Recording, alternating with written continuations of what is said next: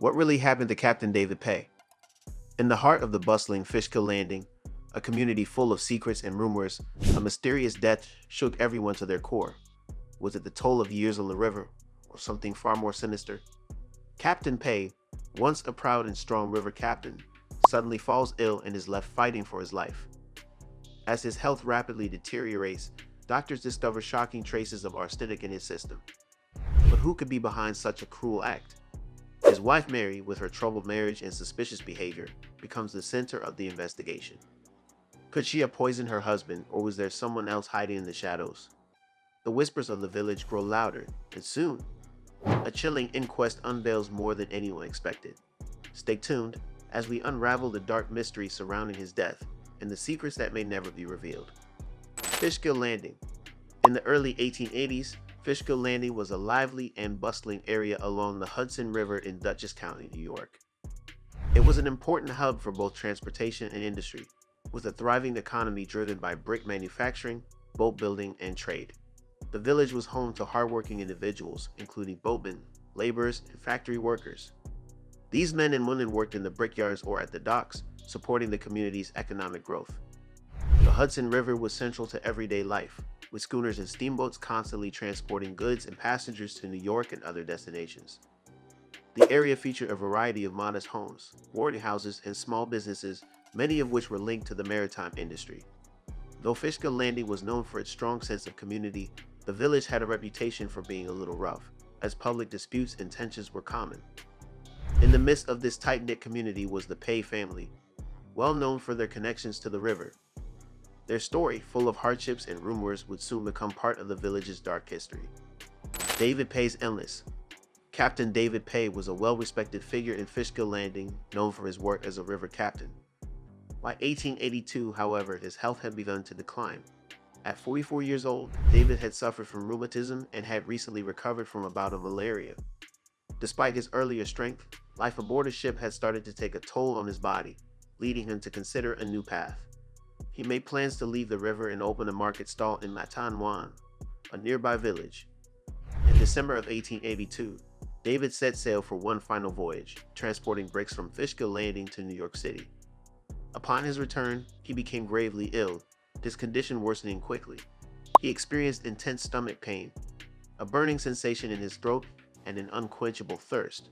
His symptoms grew worse by the day, prompting him to seek medical attention.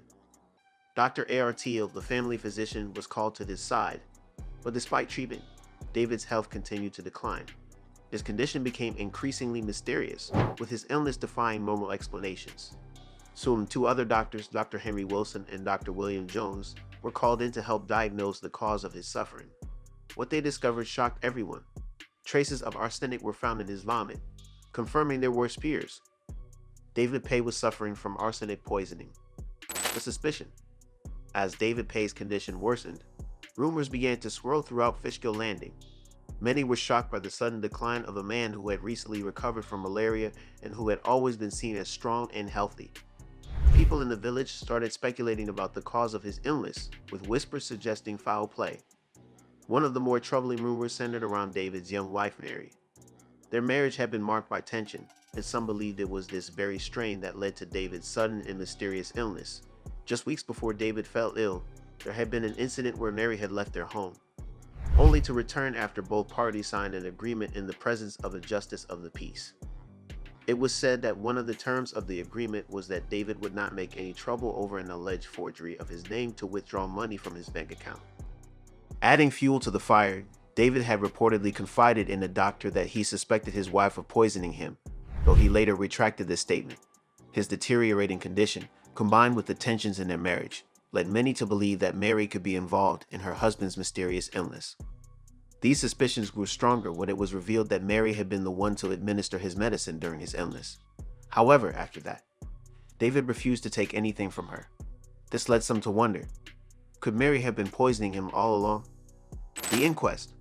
When David Paye died on December 26, 1882, the community was shaken, and the doubts surrounding his death only intensified. The coroner, Dr. G.B. Shennick, quickly summoned a jury to conduct an inquest into the cause of death. Upon examining the body, the doctors found strong evidence of arsenic poisoning. They noted that David's organs, except for the stomach, appeared normal. However, his stomach was severely congested, which suggested it had been affected by a corrosive poison, likely arsenic. As the inquest continued, more details about David's troubled marriage to Mary came to light. Testimonies from neighbors revealed that Mary had left the marital home shortly before David fell ill, and rumors suggested that her brief absence was tied to a forgery of David's name to withdraw money from his bank account.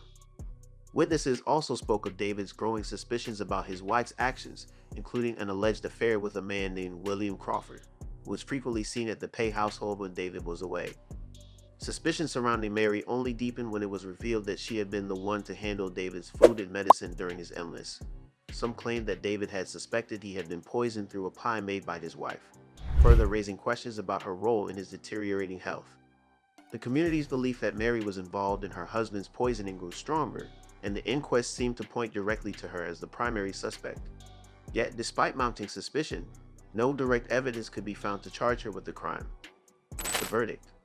After the inquest, the jury concluded that Captain David Paye had died from the effects of arsenic poisoning. Although the evidence pointed strongly to poisoning, they were unable to definitively prove who had caused it. The jury's verdict indicated that the most likely culprit was arsenic, but they were not able to directly charge anyone with the crime, particularly Mary Paye, despite the suspicions surrounding her.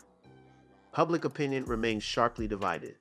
Some believed that Mary had gotten away with murder, evading justice due to the lack of solid evidence. Others speculated that the case had been mishandled, citing the high cost of further chemical analysis as a possible reason authorities had not pursued the case more aggressively.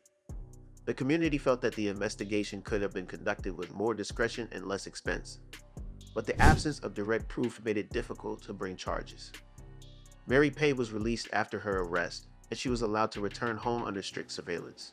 She was appointed the administrator of her late husband's estate, which caused further resentment in the community as many felt justice had not been served. The mystery of David Paye's death would linger in the minds of the people of Fishkill Landing, with many still believing that Mary was responsible for his untimely demise.